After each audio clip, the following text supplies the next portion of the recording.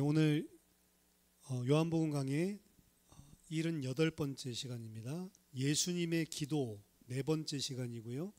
오늘 본문으로서 이제 예수님의 고별 설교 이후에 제자들을 위한 이 대제사적인 기도는 마무리가 됩니다.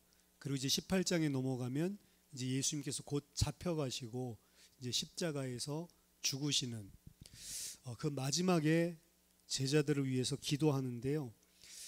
이 17장 전체를 보면 총 4개의 기도가 나와 있습니다. 첫 번째는 예수님 자신을 위한 기도죠. 예수님도 육신을 입고 연약함을 가지고 있었기 때문에 죄는 짓지 않으셨지만 십자가를 짓는다는 것, 온전히 하나님께 순종한다는 것이 어려웠습니다. 그래서 십자가를 잘 질 수 있게 해주십시오. 자신을 위해서 기도하셨죠. 그리고 제자들을 위해서 2가지 기도를 하셨습니다. 첫 번째 기도는 제자들로 하여금 하나가 되게 해주십시오. 하나가 되는 기준은 아버지와 내가 아버지와 하나인 것처럼 저들도 우리와 같이 하나가 되게 해 주십시오 라고 기도를 했고요.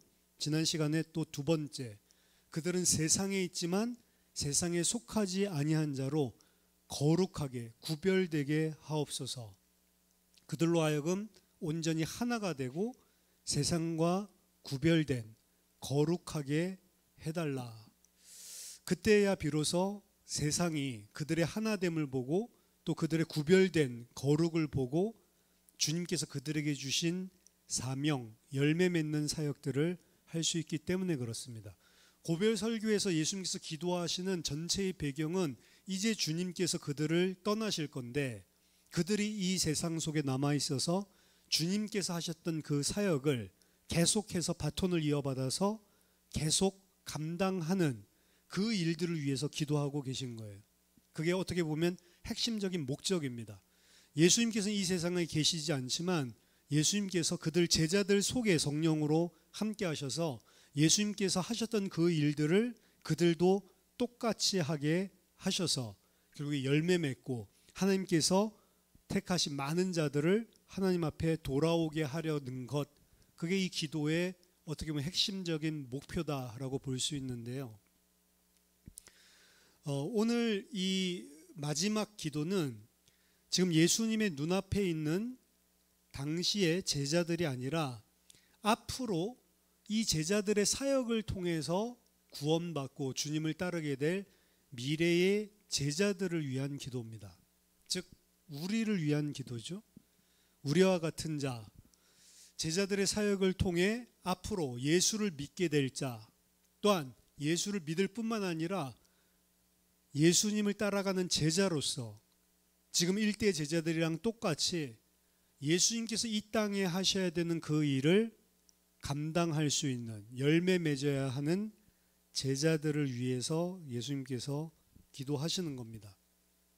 무슨 기도하시냐? 20절, 내가 비옵나니 이 사람들만 위함이 아니요 또 그들의 말로 말미암아 나를 믿는 사람들도 위함이니. 그들이 전하는 말씀, 그들이 증거하는 예수 그리스도를 통해 믿게 된 제자들을 위해서도 또한 기도를 하십니다. 기도의 내용은 21절, 아버지여, 아버지께서 내 안에, 내가 아버지 안에 있는 것 같이 그들도 다 하나가 되어 우리 안에 있게 하사 세상으로 아버지께서 나를 보내신 것을 믿게 하옵소서. 자, 우리 개역개정에서 번역한 번역본을 보면 21절에서 몇 가지 기도를 하고 있습니까? 아버지께서 내 안에, 내가 아버지 안에 있는 것 같이 그들도 다 하나가 되어 우리 안에 있게 하시고 세상으로 아버지께서 나를 보내신 것을 믿게 하옵소서. 2가지를 이야기를 하는데 사실은 원어를 보면은 2가지가 아니고 명확하게 3가지를 이야기하고 있습니다. 시나라고 하는 전치사가 나오는데 시나라고 하는 전치사가 나오면 무엇을 위하여 이야기하는 거. 근데 시나가 딱 3번 나와요. 이 한 절 안에. 그래서 총 3가지를 명확하게는 이야기하고 있는데 첫 번째는 제자들이 하나가 되어라고 해서 그냥 이어서 쓰고 있는데 하나가 되게 하옵소서. 하나가 되게 하기 위하여 기도하고 있고요. 두 번째는 우리 안에 있게 해 주십시오. 이게 두 번째 기도 제목이고요. 그 다음에 세 번째는 세상이 나를 아버지께서 보내신 것을 믿게 하옵소서. 이렇게 명확하게 세 가지 기도를 하고 있습니다. 먼저 첫 번째, 아버지께서 내 안에 내가 아버지 안에 있는 것 같이 그들도 다 하나가 되게 해 주십시오. 자, 이 기도 제목은 우리가 이미 살펴봤지만 지금 예수님 눈앞에 있는 그 일대 제자들을 위해서 기도하신 내용과 동일한 기도 제목이죠. 다르지 않은 기도 제목입니다. 첫 번째 제자들과 똑같은 그 응답을 해주시도록 기도하고 있습니다. 예수님께서 하신 사역은, 첫 번째 제자들을 위해서 하신 사역은 그들로 하여금 하나가 되게 하는 사역을 사실은 하셨거든요. 그러면 그 첫 번째 제자들을 통해서 그들의 말을 인하여, 그들의 증언을 인하여 믿게 될 또 다른 후대의 제자들, 미래의 제자들 또한 그 제자들은 무슨 사역을 하냐? 예수님께서 그들 자신에게 했던 사역을 똑같이 한다라는 것을 전제하고 있습니다. 예수님이 그 제자들을 하나가 되게 하도록 사역하셨던 것처럼 그 제자들도 교회가, 제자들이 하나가 되게 하도록 예수님이 하신 일을 재생산한다는 거죠. 되풀이한다는 거죠. 그래서 그들의 말을 듣고 믿는 자들 또한 아버지가 내 안에, 내가 아버지 안에 있는 것 같이 하나가 되게 해 주십시오. 두 번째는 우리 안에 그들이 있게 해 주십시오. 우리 안에 있게 해달라라고 이야기를 하면 뭔가 뜬금없는 것 같지만 지금까지 예수님께서 고별 설교를 통해 해주신 말씀 문맥 속에서 본다면 우리 안에 있게 해주십시오라고 하는 것 반복해서 이야기했지만 15장에 나와 있는 포도나무의 비유를 보면 우리 안에 있게 해주십시오. 그 의미가 무엇인지 알 수 있습니다. 여러분들도 하나님 안에 있고 예수님 안에 있는다라고 하는 게 무엇인지를 요한복음 15장 4절 보면 내 안에 거하라 나도 너희 안에 거하리라 가지가 포도나무에 붙어있지 아니하면 스스로 열매를 맺을 수 없음 같이 너희도 내 안에 있지 아니하면 그러하리라. 제자들에게 뭐라고 해요? 너희들이 열매를 맺어야 하는데 너희들 스스로는 열매를 맺을 수가 없다. 그러므로 너희는 내 안에 거하라 라고 이야기를 하죠. 그리고 15장 9절 10절에서는 내 안에 거하라 라는 말을 나의 사랑 안에 거하라 라고 다시 이야기를 하고 있습니다. 아버지께서 나를 사랑하신 것 같이 나도 너희를 사랑하였으니 나의 사랑 안에 거하라. 그럼 예수님은 어떻게 아버지의 사랑 안에 거했냐? 내가 아버지의 계명을 지켜 그의 사랑 안에 거하는 것 같이 너희도 내 계명을 지키면 내 사랑 안에 거하리라. 우리 안에 함께 있게 해주십시오. 우리 안에 그들이 거하게 해주십시오 라고 하는 이 기도 제목은 이 포도나무 비유에서 말씀하신 것들을 우리가 바탕으로 해서 유추해 본다면 그들로 하여금 우리 안에 있게 해주십시오. 그럼 그들이 우리 안에 있을 수 있는 비결은 하나밖에 없습니다. 주님의 계명을 지킴으로써 아버지의 사랑을 받고 아버지의 사랑 안에 거하는 것. 즉 예수님께서 우리 안에 있게 해주십시오 라고 후대의 제자들을 위해서 기도하는 것을 구체적으로 풀어본다면 아버지 저들이 말씀을 지키고 주의 말씀을 행하는 말씀의 사람이 되게 해 주십시오 라고 하는 기도 제목이랑 다르지 않습니다. 왜냐하면 말씀의 사람이 되어야지만 주의 사랑 안에 거할 수 있다라고 이미 말씀해 주시고 있기 때문에 그렇죠. 사실은 이게 핵심적입니다. 제자들이 지금 눈앞에 있는 제자들이 아직 하나가 되지 못하고 자기들끼리 사분오열하고 다투고 경쟁하고 있는 이유, 그것도 사실은 그들이 말씀의 사람이 지금 아니기 때문이에요.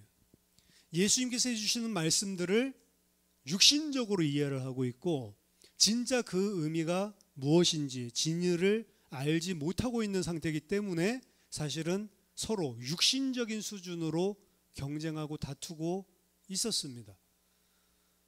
미래의 제자들 또한 마찬가지입니다. 어떻게 주 안에 거할 수 있냐? 말씀의 사람이 되어야지만 주 안에 거할 수 있다. 말씀의 사람이랑 하나님의 말씀을 잘 알고 행하는 자, 말씀을 아는 데서 멈추는 게 아니고 그 말씀을 행하는 자, 계명을 지키는 자라고 이야기를 했죠. 그때 아버지 사랑이 그들 가운데 있고 그들이 아버지 사랑 안에 거한다. 세 번째, 아버지께서 저를 보내신 것을 세상이 믿게 해 주십시오. 그러면서 나타나는 결과입니다. 사실은 미래의 제자들이 아버지 안에 거하고 내 안에 거하고 그들로 하여금 하나가 되게 하셔서 세상으로 하여금 아버지를 믿고 나를 믿게 해 주십시오. 아버지께서 나를 보내신 사실 믿게 해 주십시오. 즉 제자들의 하나됨을 통하여 제자들이 주의 말씀을 지키는 말씀의 사람이 됨을 통하여서 세상도 드디어 하나님께서 택하신 세상 중에 있는 자들이 아버지를 믿게 되고 예수 그리스도를 믿게 되고 그들 또한 교회가 된다는 거죠. 말뿐만이 아니라 그래서 복음은 삶을 통해서 그 복음의 말씀이 내 삶이 됐을 때 그때만 온전한 영향력을 줄 수 있습니다. 오늘날의 기독교회가 어떻게 보면 힘이 없는 것들 중에 하나도 그들이 말하는 것과 행동하는 것이 어떻게 보면 갭이 있어서 그런 거죠. 말하고 그들이 주장하는 것들과 실제적인 현실 속에서의 그들의 삶이 사실 매치가 안 되기 때문에 말로는 전능하신 하나님 하지만 실제적인 삶 속에서는 그냥 두려워하고 염려하고 인본주의 쓰고 똑같이 하는 거죠. 그러니까 매력이 없을 수밖에 없는 거죠. 말로는 사랑하라 라고 이야기를 하면서 실제 현실의 삶 속에서는 사랑이 없고 어떻게 보면 더 세상 사람들보다 어떻게 보면 더 잔인하고 그리고 더 사랑을 베풀지 못하는 그러한 육신적인 모습을 보이기 때문에 영향력이 없는 것이 아닌가라고 생각을 합니다. 결국에 주님의 이 말씀의 핵심은 그들이 하나도 되어야 하고 그리고 그들이 세상으로 하여금 하나님 아버지께서 나를 보내신 것을 믿게 하는 그 사역도 감당을 해야 되겠는데 이건 눈앞에 있는 제자들에게 주셨던 사명과 주님이 기대하시는 열매와 똑같은 것입니다.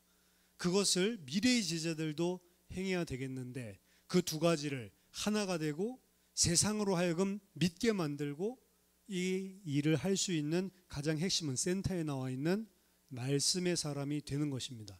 말씀이 사람이 돼서 하나님 안에 거했을 때 그때 그들을 통해 그들이 전파하는 증언을 통해 그들의 삶을 통해 세상이 예수 그리스도를 알게 되고 그리고 하나님의 백성이 될 수 있다는 거죠.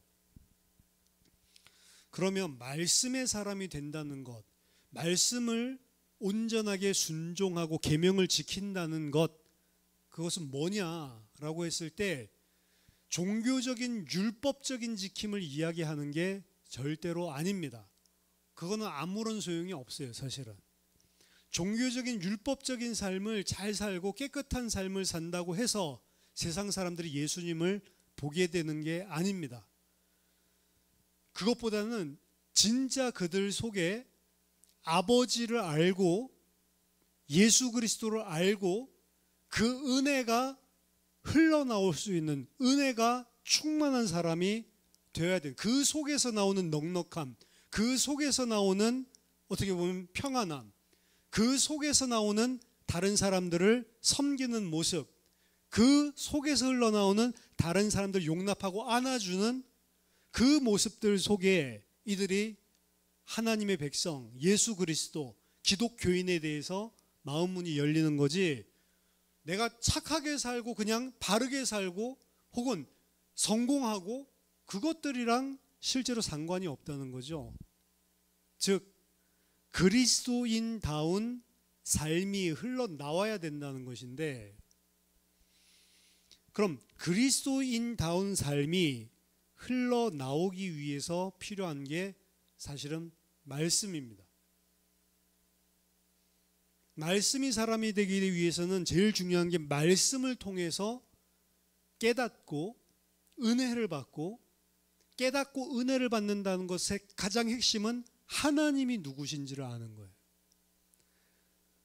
인간의 생각으로는 하나님을 알 수 없습니다. 자기가 스스로 만들어낸 하나님을 우상이라고 이야기를 하죠. 계시를 통해서만 하나님을 알 수 있는데, 인간이 하나님 앞에서 죄인이다라고 이야기하는 것은 어디에서 기인하냐? 다 하나님을 모르는 데서 기인하는 거예요.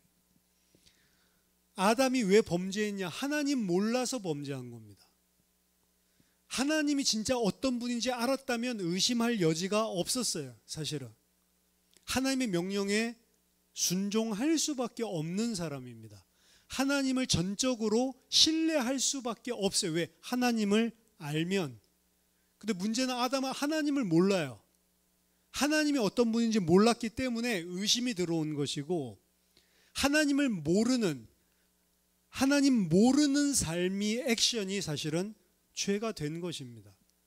성경을 통해서 뭘 알았냐? 결국에는 하나님을 아는, 내 백성이 지식이 없어서 망한다. 무슨 지식이요?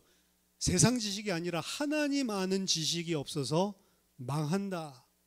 그럼 하나님을 알 수 있는 가장, 어떻게 보면 가장 선명하게 하나님을 알 수 있도록 드러낸 계시가 뭐냐? 예수 그리스도라고 이야기하는 거예요. 그러니까 예수 그리스도를 통해서 하나님이 이런 분인데 내가 몰랐구나. 사실 하나님을 알아가는 과정 속에 있는 거죠. 예수 그리스도를 통해서 하나님을 알 수 있다. 우리 지난 주일에 오후에도 잠깐 그 이야기를 나눴었지만, 하나님이 저렇게 하는 거 좀 불공평하게 생각이 든다. 이 생각이 있는 것은 하나님 몰라서 그런 것입니다. 대표적으로 아브라함이 사실 그런 억한 심정을 가졌었어요. 왜냐하면 하나님이 아들 준다고 했거든요. 그래서 어떻게 보면 자기 수준에서는 최대한 다 내려놓고 생명 걸고 따라 나선 것인데 안 줘요, 아들을 계속.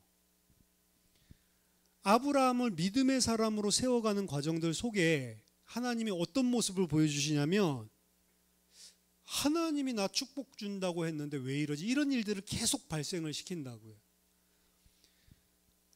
어떻게 보면 아브라함의 입장에서 보면 하나님을 믿는다고 하지만, 하나님은 알아요. 아직 얘가 나를 알지도 못하고 나를 믿지도 못하는 수준에 있다는 것을 아십니다, 하나님이. 그러니까 어떻게 보면 아브라함 수준에서는 진짜 믿고 따라 나섰고 이제 하나님이 주실 응답만, 언약에 대한 성취만 바라고 있는데, 하나님 봤을 때는 안 믿는 거예요. 하나님이 진짜로 응답 주고 진짜로 아브라함을 복 주려면 이 아브라함이 어떤 사람이 되냐? 믿음의 사람이 되고 하나님께 순종하는 사람이 돼야 아버지 안에 거하고 아버지가 그 안에 있고 완전히 하나가 되는.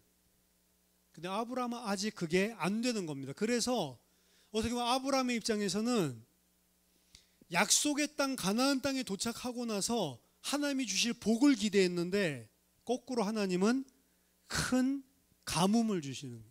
큰 기근과 재앙을 주시는 겁니다. 그러니까 아브라함이 어떻게 하냐? 앞뒤 생각할 필요도 없어요. 약속의 땅이고 뭐고 자시고도 없어요. 그냥 바로 애굽으로 튀는 거거든요. 그러니까 그게 아브라함이에요. 왜 튀었냐?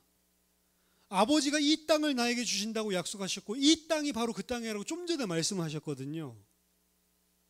그럼 진짜 아브라함이 아버지를 믿었다면, 진짜 하나님을 알았다면 그 땅에 가만히 있어도 안 죽습니다. 무슨 소리인지 아세요? 그 땅에 가만히 있어도 다른 사람 기근으로 다 죽을지 몰라도 아브라함은 하나님이 만나를 내리시든지 메추라기를 보내시든지 아브라함은 약속의 땅에서 절대로 안 죽습니다. 근데 아브라함은 애굽으로 튀었죠. 곡식이 있는 곳.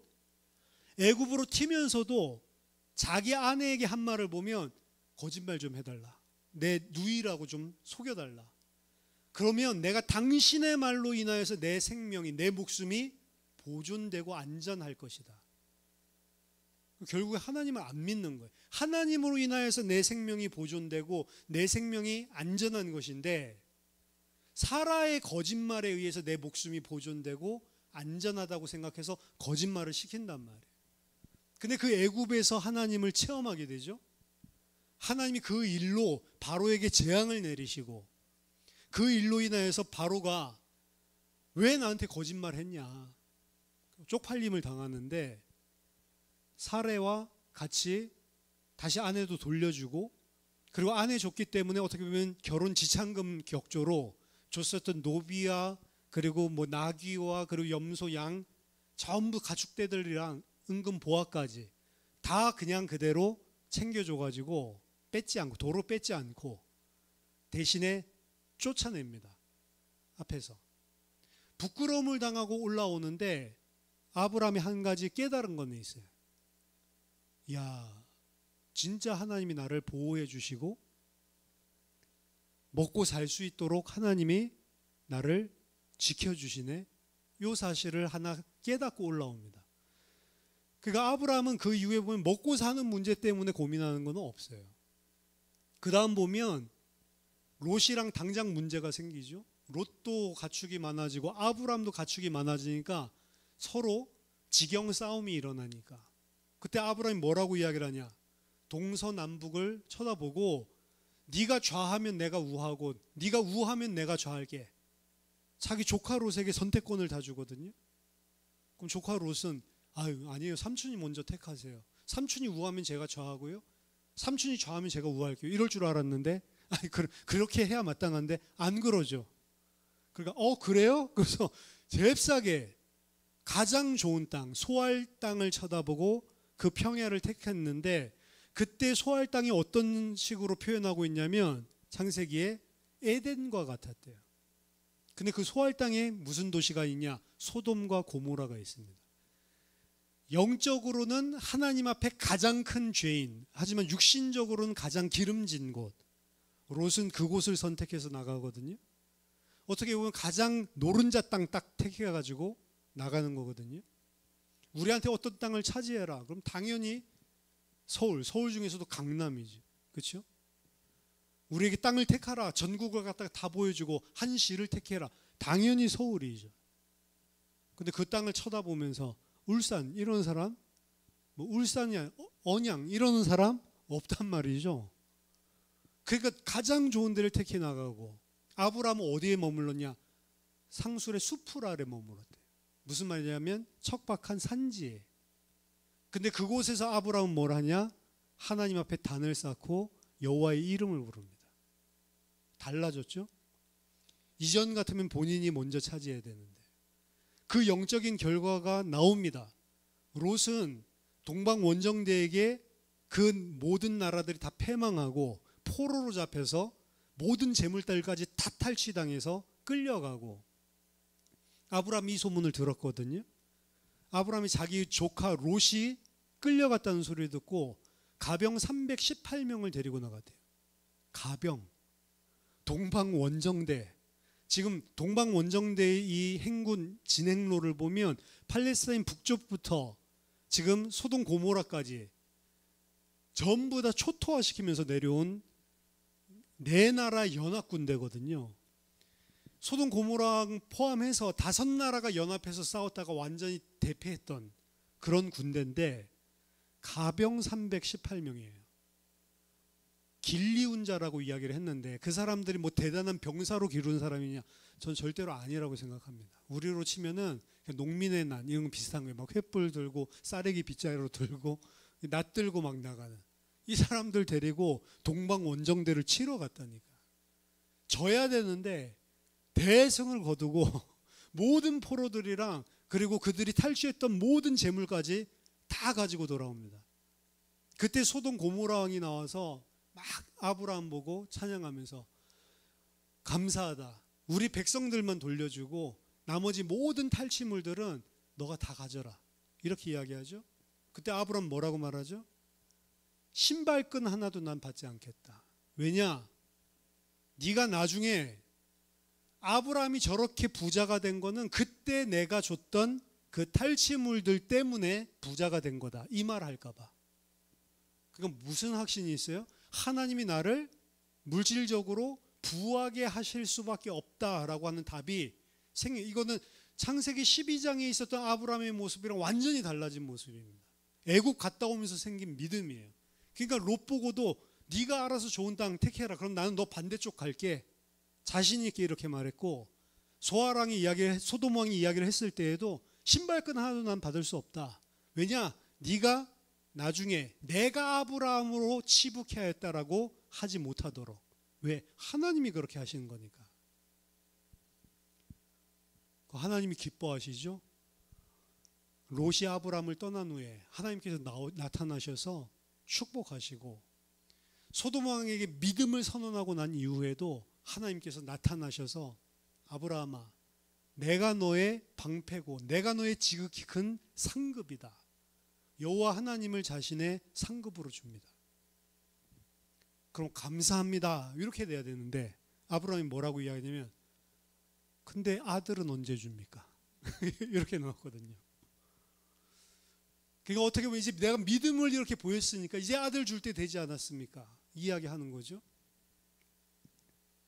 그러니까 이 해결되지 않는 거예요. 근데 그러고 나서도 10년이 지나도 아들을 안 줘요. 그러니까 결국에 또 하가를 취해가지고 이스마엘을 낳죠.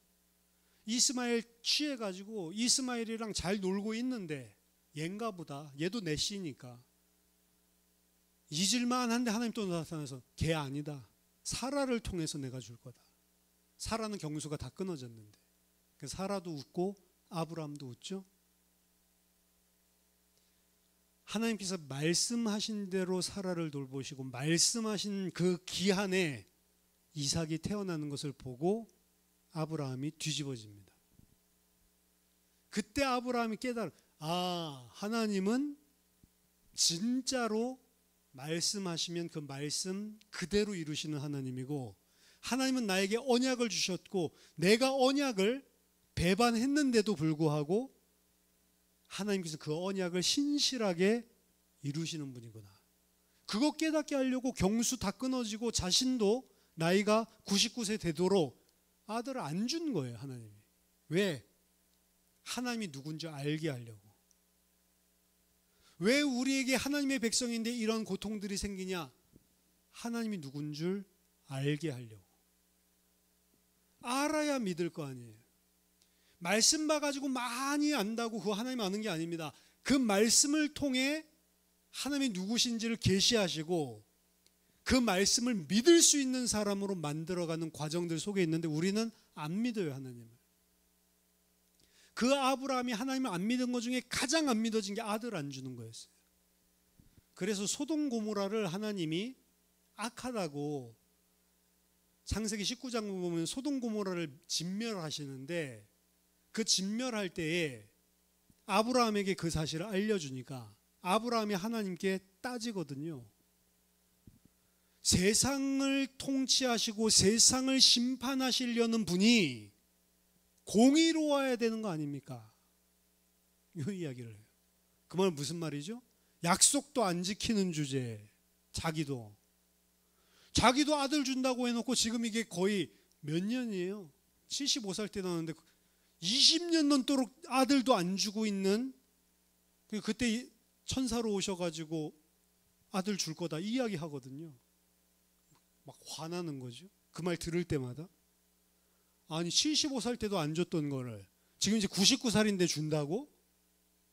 안에 경수도 다 끊어졌는데 뻥치고 있네.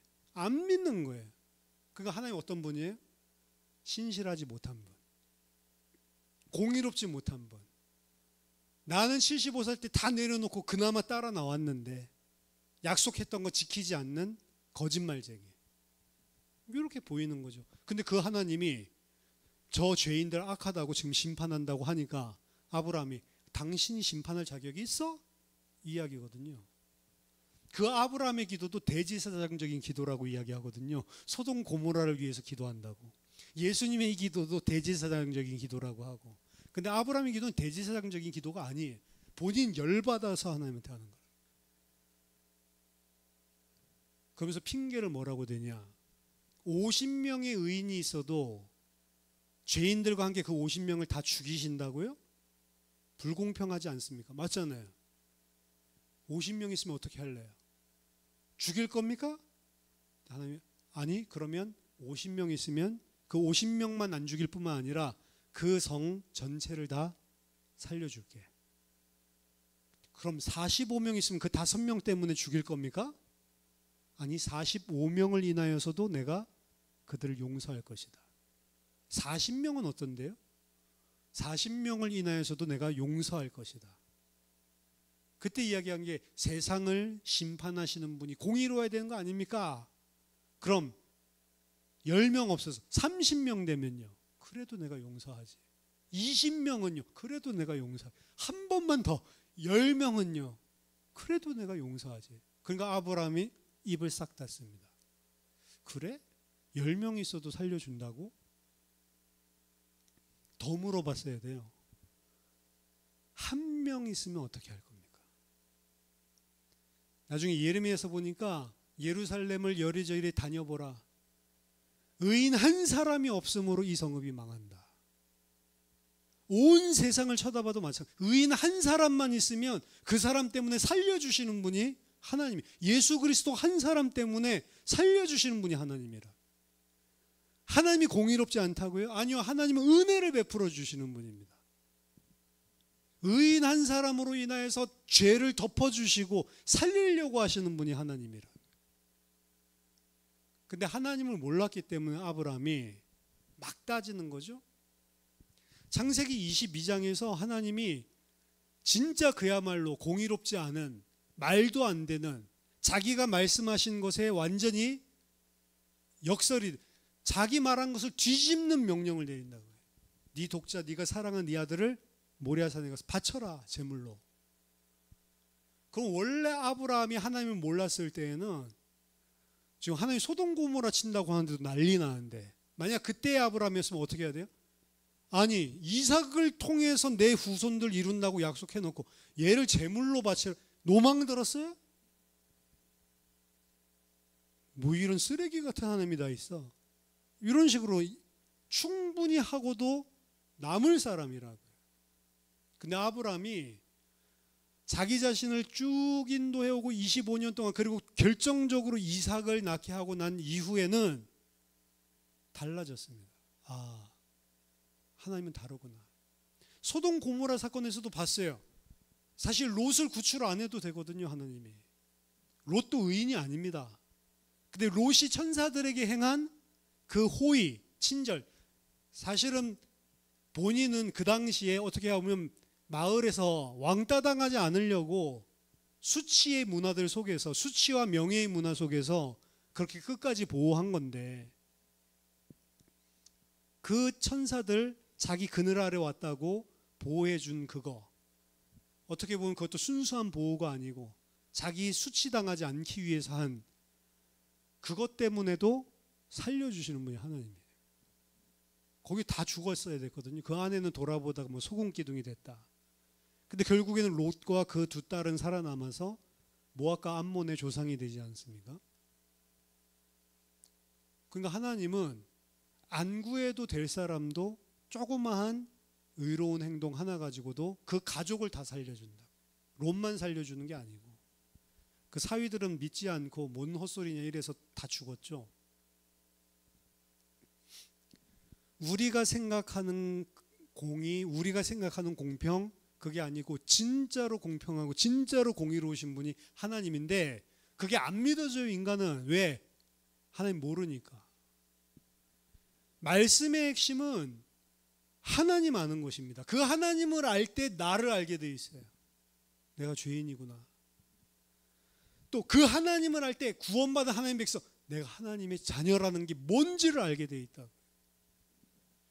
그때에 당연한 순종이 나온과 동시에 아버지가 내 안에, 내가 아버지 안에 하나가 되는 일들이 벌어진다. 하나님 아는 지식. 예수 그리스도를 통해서 하나님이 나에게 누구신지를 알려주셨고, 그 예수 그리스도가 나를 위해 행하신 일이 무엇인지를 진짜 아는 만큼 하나님과 하나가 되고, 그 하나님께 순종하는 사람, 하나님을 기쁘시게 하는 사람으로 우리가 변해간다고요. 후대의 제자들을 위해서도 그래서 그 기도합니다. 그들이 말씀의 사람이 되게 해주십시오. 말씀을 통해서 아버지를 알고 아버지께서 보내신 자 예수 그리스도를 알게 하시고, 그들로 하여금 하나가 되고, 그들로 인하여서 세상으로 하여금 아버지께서 나를 보내신 줄을 알게 하옵소서. 어떻게 보면 우리들을 위해서 기도하고 있는데, 우리들을 위한 가장 핵심적인 내용을 주님께서 기도하시는 겁니다. 신앙생활 뭐냐? 말씀을 통해서 아버지를 알아가고, 그 아버지를 아는 만큼 아버지의 계명에 순종하는 자가 되는 거예요. 그 순종의 핵심은 아버지를 사랑하게 되는 겁니다. 그 아버지를 사랑하고 그 아버지를 사랑해서 아버지께서 기뻐하시는 일을 하는 것, 아버지의 뜻대로 행하는 것, 그걸 보고 계명을 지킨다, 순종이다 라고 이야기하는 거죠. 24절에 보니까 아버지여 내게 주신 자도 나 있는 곳에 나와 함께 있어 아버지께서 창세전부터 나를 사랑하심으로 내게 주신 나의 영광을 그들로 보게 하시기를 원하옵나이다. 요한복음 14장에 제자들에게 했던 그 말씀이랑 똑같은 것입니다. 내가 너희를 위하여 처소를 예비하러 간다. 처소가 예비되면 너희들을 나 있는 곳에 불러서 나와 함께 있게 하겠다. 근데 예수님께서 처소를 예비하러 간다라고 이야기를 하시는데, 예수님이 거하실 처소는 요한계시록에서는 교회입니다. 예수님은 교회 가운데 계세요. 예수님이 거하실 처소는 그래서 요한계시록에서 새 예루살렘 성이라고 이야기를 합니다. 근데 그 새 예루살렘 성을 다 예비하면 너희를 데리러 오겠다라고 이야기하시는 거거든요. 근데 그 새 예루살렘 성은 뭐냐? 성이 아니에요. 예수님이 지금 성을 쌓고 있는 게 아니고, 새 예루살렘 성은 교회입니다. 교회. 이 땅의 교회, 예수님의 몸된 교회, 예수님의 어린 양의 신부. 새 예루살렘은 예수 그리스도의 신부고 교회예요. 그럼 예수님은 지금 뭘 하고 계시냐? 교회를 만들고 계시다. 교회가 어떻게 만들어지죠? 다 비유입니다. 성도 하나하나가 서로 벽돌 하나하나가 돼서 서로 연하여서 연합하고, 각자 지체가 각자의 귀한 역할을 하는 지체는 귀한 역할, 천한 역할을 하는 지체는 천한 역할, 각자마다 손, 발 다르듯이, 눈, 코, 입 다르듯이 각자의 역할을 하면서 하나가 된 주의 몸된 교회. 주님께서는 지금도 그것을 위해 기도하고 계시고, 지금도 성령을 보내셔서 그 사역을 하고 계시다고요. 언제 그게 완성되냐? 하나님께서 택하신 모든 자들이 하나도 빠짐없이 다 벽돌 한 장 한 장으로 주의 거하실 새 예루살렘 성으로 지어졌을 때, 그래서 우리가 하나로 연합되어서 주님이 거하실 몸으로 지어져 가는 거예요. 사실은 그게 이 땅의 교회입니다. 교회 공동체죠. 장차 그 교회가 완성되었을 때 하나님께서 택하신 모든 자들을 다 구원해냈을 뿐만 아니라, 그들이 하나님께서 원하시는 거룩으로, 그들에게 하나님께서 계획하신 모든 거룩이 다 완성되었을 때, 그때가 언제냐? 처소가 다 예비되었을 때, 그때 주님이 우리를 찾으러 오십니다. 그 처소 예비하신 사역을 주님이 하고 있고, 누구를 통해서 하고 있냐? 이 땅에, 이 세상 속에 남아있는 제자들을 통해서 하신다. 그게 처음에는 일대 제자고, 그리고 그들의 말을 통해서, 그들의 증언을 통해서 믿게 되는 미래의 제자들, 그 사람들을 통해서 주의 거하실 새 예루살렘 성 교회를 만드는 일, 처소를 예비하는 일을 지금도 하고 계시다. 그리고 어떻게 보면 주님께서 처소를 예비하시지만 진짜 그와 하나가 된 자는 이 땅에서 그들 또한 처소로 지어져 가고 처소를 예비하는 일을 똑같이 하고 있는 거예요. 완전히 하나가 된 일들을 이 땅에서 이미 하고 있는 거죠. 누구만, 키는 말씀의 사람만 그렇게 할 수 있는 겁니다. 여러분들 말씀을 통해서 하나님을 알고 그 하나님을 아는 게 지식적인 것이 아니고 진짜로 하나님을 경험하고 하나님을 사랑하고 그 하나님의 사랑과 은혜를 깨달아서 하나님을 기뻐하게 하시는 자로 삶이 변화되어 가고 세상에서 쳐다봤을 때 저 사람은 우리랑 다르구나. 저 사람은 뭔가 다르구나. 저 상황 속에서도 저 사람은 어떻게 저럴 수 있지? 저렇게 잘 됐는데도 어떻게 저렇게 겸손하고 저 사람은 어떻게 다를 수 있지? 말로만이 아니라 삶을 통해서 증언하는 말씀의 사람. 저와 여러분들이 다 말씀의 사람이 되어서 주님을 기쁘시게 하고 주님의 일을 함께하는, 주와 함께 일하는 자로, 동역자로 세워지는 은혜가 있기를 예수 그리스도 이름으로 축원합니다. 기도하겠습니다.